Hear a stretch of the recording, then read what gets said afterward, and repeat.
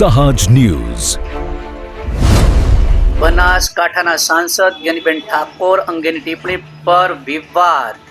અમરેલી ઠાકોર સમાજમાં ભારોભાર રોષ. નમસ્કાર, સહજ ન્યૂઝ સાથે હું છું ગોપાલ ભેસાણી.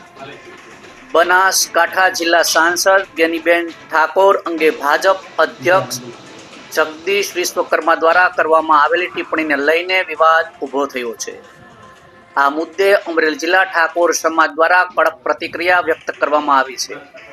મળતી માહિતી મુજબ ઠાકોર સમાજના આગેવાનો અને મોટી સંખ્યામાં સભ્યો એકત્રિત થઈ આ નિવેદનનો ઉગ્ર વિરોધ નોંધવામાં આવી રહ્યો છે. સમાજના પ્રતિનિધિઓએ જણાવ્યું હતું કે આ પ્રકારની ટિપ્પણીઓ સમાજની માનહાનિ સમાન છે અને આવી ભાષા કોઈ પણ રીતે સ્વીકાર્ય નથી. આ સાથે જ સમાજ દ્વારા સંબંધિત સત્તાધીશો સુધી આવેદનપત્ર પાઠવીને યોગ્ય કાર્યવાહી કરવાની માંગ કરવામાં આવી છે. આગેવાનો દ્વારા ચેતવણી આપવામાં આવી હતી કે જો આવનારા સમયમાં આવા નિવેદનો ફરીવાર કરવામાં આવશે તો સમાજ વધુ ઉગ્ર આંદોલન કરવા મજબૂર બનશે.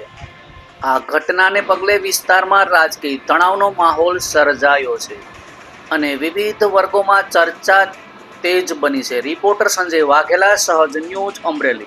મારું નામ ધીરુભાઈ મકવાણા, જિલ્લા કોળી ઠાકોર સમાજ અગ્રણી. આજરોજ અમે કલેક્ટર કચેરી અમરેલી ખાતે આવેદનપત્ર આપવા આવ્યા છીએ અને આવેદનપત્રનો હેતુ એવો છે કે તાજેતરમાં સ્થાનિક સ્વરાજ્યની ચૂંટણી દરમિયાન બનાસકાંઠાના સાંસદ જ્ઞાનીબેન ઠાકોર વિરુદ્ધ પ્રદેશ ભાજપ પ્રમુખ શ્રી જગદીશ વિશ્વકર્માજીએ બેફામ નિવેદન કર્યું અને નારી શક્તિ તેમજ સમગ્ર કોળી ઠાકોર સમાજનું અપમાન કર્યું છે અને એવું બોલવામાં આવ્યું છે કે જ્ઞાનીબેનના સાડીના પલ્લુ નીચેથી આપણે મત ખેંચી આવીએ અને આપણા પક્ષને મજબૂત બનાવીએ.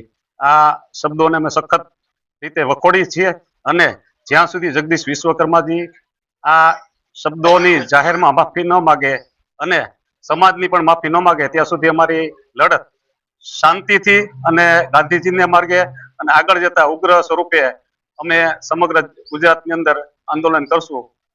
એના માટે માનનીય કલેક્ટર સાહેબને આવેદનપત્ર સરકાર સુધી પહોંચાડવા માટે અમે આ પ્રતિનિધિ મંડળ અમરેલી જિલ્લાનું અહીંયા પતાવી છે.